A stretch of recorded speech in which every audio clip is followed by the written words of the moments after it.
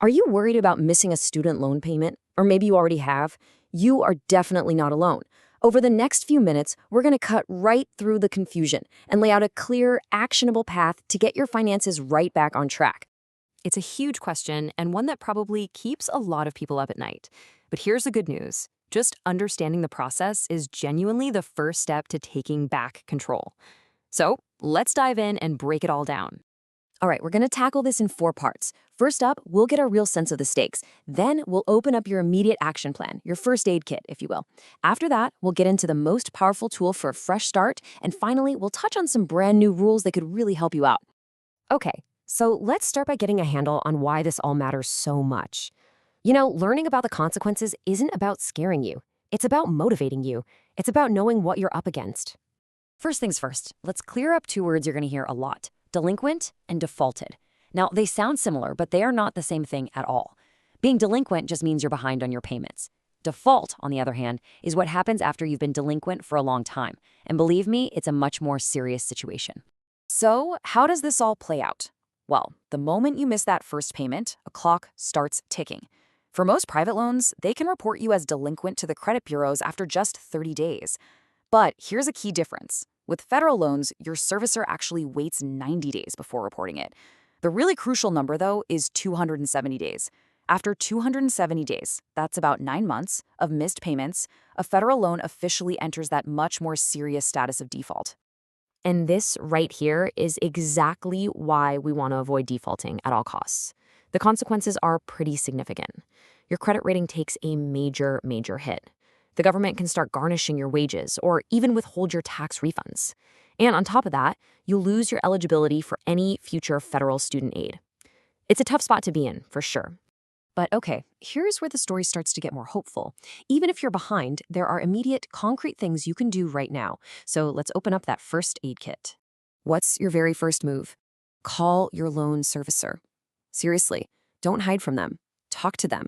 See if you can make a plan to catch up on what you owe. And here's a simple pro tip for the future. Sign up for autopay. It is such a small change, but it can prevent a world of headaches down the road. Now, here's a strategy you might not have heard of. It's called a goodwill letter. Let's say you've had a pretty solid payment history, but you fell behind because of some specific hardship. Well, you can actually write to your servicer, explain what happened, and just ask them politely to remove the late payment mark from your credit report. Look, there's no guarantee it'll work, but there's absolutely no risk in asking. And what if the late payment report is just plain wrong? Hey, it happens. The Fair Credit Reporting Act gives you the right to dispute any errors. You just need to follow these steps to file a formal dispute with your servicer. Be really thorough, include any evidence you have, and always, always keep a copy for your own records. Okay, but what if you're already past delinquent? What if you are in default? Don't lose hope. There is a very powerful tool that was designed specifically for this exact situation. It's called loan rehabilitation. Honestly, this is a total game changer. Loan rehabilitation is a specific federal program that allows you to completely fix your defaulted loan status. And the biggest benefit, the reason it's so amazing, it can actually remove the record of the default itself from your credit report. So how does it work? It's actually pretty straightforward. You contact your servicer and you agree to a payment plan. Now, that payment is calculated to be affordable for you. It's about 15% of your discretionary income, which for some people could be as low as $5 a month. Then you just have to make 9 on-time payments over a 10-month period. That's it. That is the path back. So why is this so incredibly important? Well, because normally a negative mark like a default just sits there on your credit report for a full 7 years. 7 years. All that time, it's impacting your ability to get a car loan, a mortgage, maybe even just a credit card. And this is the incredible power of rehabilitation. While the late payments that led to the default will probably stay on your record, the default itself gets removed. That is a massive, massive boost for your credit history and your whole financial future. And, successfully completing the program does way more than just help your credit score. It immediately stops things like wage garnishment and tax refund offsets. And, crucially, it makes you eligible again for federal aid for things like deferment and forbearance and all the different repayment plans. Basically, you get your options back. Okay, finally, let's look ahead for a minute. The student loan system is constantly changing, and some of these new rules are creating some really important new opportunities for borrowers. And as the Department of Education themselves have said, a lot of the recent changes are really aimed at simplifying the whole system and giving better support to people who need it. One of the absolute biggest changes is this. You now get a second chance at loan rehabilitation. It used to be a one-time only opportunity. This new rule is a huge deal. It acknowledges that, hey, sometimes life just gets in the way, and it offers another pathway back to good standing.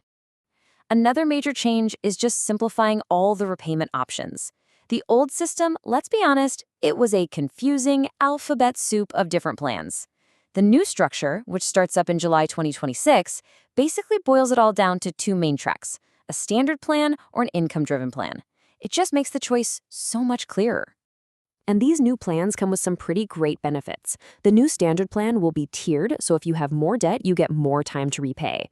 And the new income-driven plan has a fantastic feature. If your on-time payment doesn't cover all the monthly interest, the government just waives the rest. That means you can actually stop your loan balance from getting bigger and bigger, even while you're making affordable payments.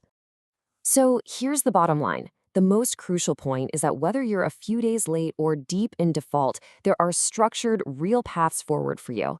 From goodwill letters to loan rehabilitation and all these new, more forgiving repayment plans, the tools are there. The challenge, and really the opportunity, is just to use them.